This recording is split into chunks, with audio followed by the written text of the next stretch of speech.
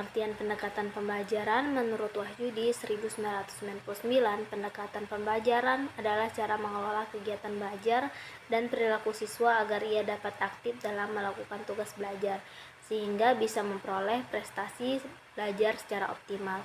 Kata pendekatan secara harfiah merupakan kata dari bahasa Inggris yakni approach yang berartikan jalan atau tindakan mendekati atau penghampiran. Sedangkan kata pembelajaran sendiri merupakan terjemahan dari kata instruction yang berarti pengajaran atau pembelajaran. Jadi, bisa disimpulkan bahwa pendekatan pembelajaran merupakan cara yang menggambarkan sebagai kerangka umum dari skenario yang digunakan oleh guru dalam mempelajarkan siswa agar bisa mencapai suatu tujuan pembelajaran.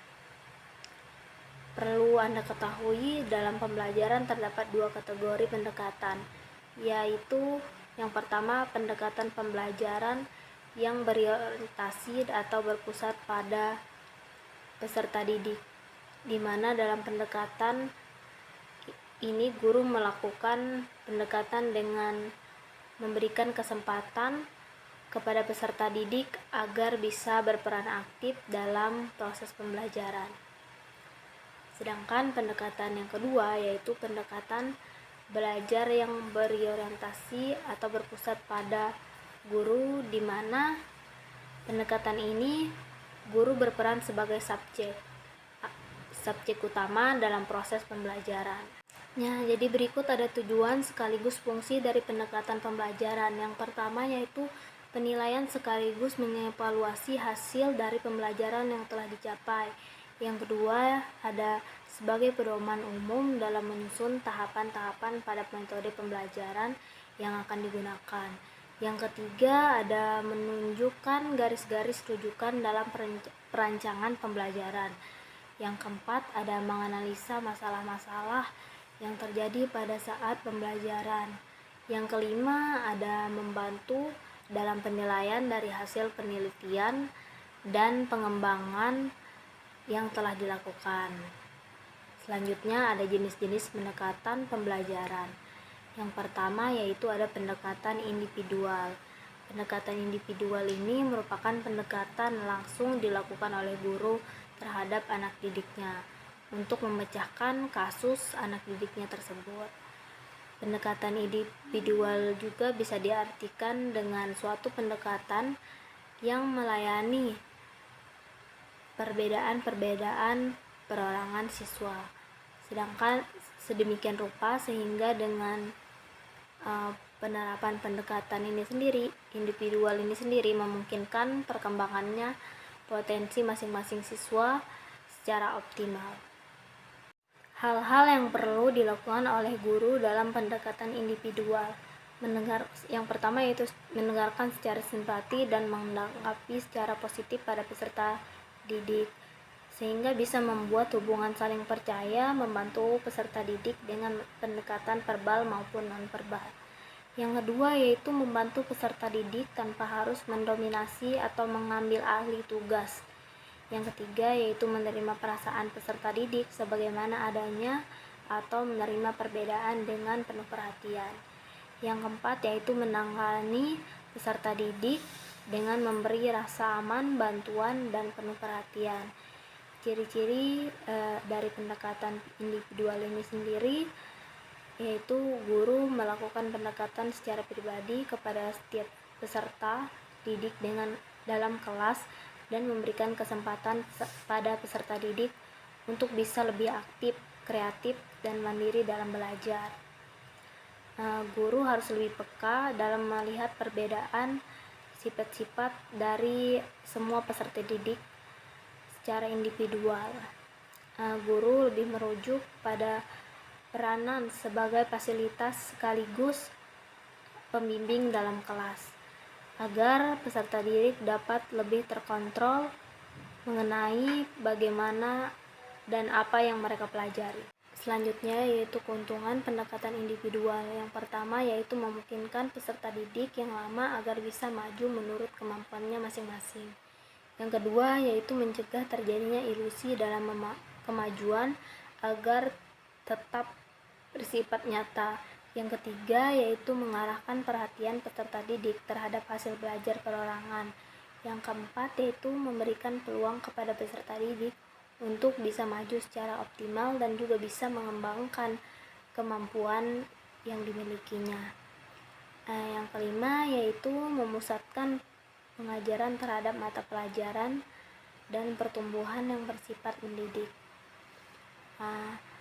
Yang keenam yaitu menemukan hubungan pribadi yang menyenangkan antara peserta didik dengan guru. Yang ketujuh yaitu memberikan kesempatan bagi peserta didik yang pandai untuk bisa melatih inisiatif belajar yang lebih baik lagi. Yang kedelapan yaitu mengurangi hambatan dan mencegah eliminasi terhadap peserta didik yang tergolong lamban. Yang kesembilan selanjutnya yaitu ada pendekatan kelompok. Pendekatan kelompok sendiri adalah pendekatan yang dilakukan oleh guru dengan tujuan membina dan mengembangkan sikap sosial anak didik serta membina sikap ketidaksetiakawanan sosial. Pendekatan kelompok sendiri memang suatu waktu diperlukan dan perlu digunakan untuk membina dan mengembangkan sikap sosial peserta didik. Yang selanjutnya yaitu pendekatan bervariasi. Pendekatan bervariasi adalah suatu pendekatan yang dilakukan guru untuk menghadapi permasalahan anak didik yang bervariasi dengan menggunakan teknik pemecahan masalah tersebut. Saat guru dihadapkan kepada permasalahan peserta didik yang bervariasi, maka guru juga akan berhadapan dengan permasalahan yang bervariasi. Selanjutnya yaitu pendekatan edukatif.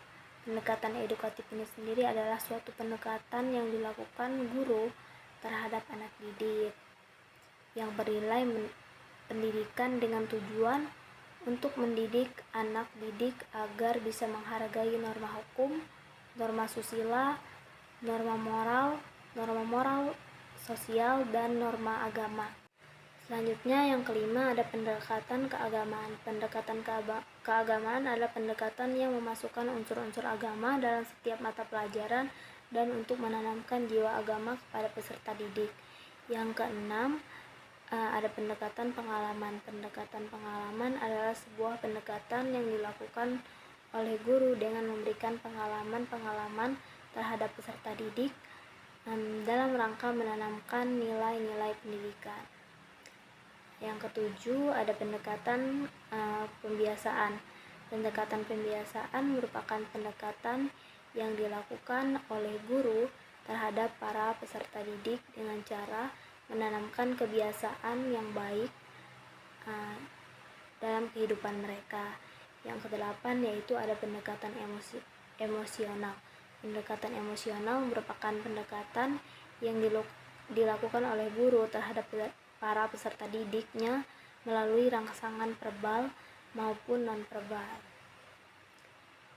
dan juga dengan sentuhan emosi atau perasaan. Yang kesembilan yaitu pendekatan rasional. Pendekatan rasional merupakan suatu pendekatan yang dilakukan guru terhadap peserta didik dengan cara membimbing perkembangan berpikir siswa ke arah yang lebih baik sesuai dengan tingkat usianya. Yang ke-10 ada pendekatan fungsional. Pendekatan fungsional merupakan pendekatan yang dilakukan oleh guru terhadap peserta didik dengan memberikan nilai guna dari ilmu, sehingga peserta didik dapat memanfaatkan ilmunya dalam kehidupan sehari-hari sesuai dengan tingkat perkembangan dirinya. Nah, itu tadi dia guys, sedikit penjelasan dari aku. Sampai jumpa di video selanjutnya.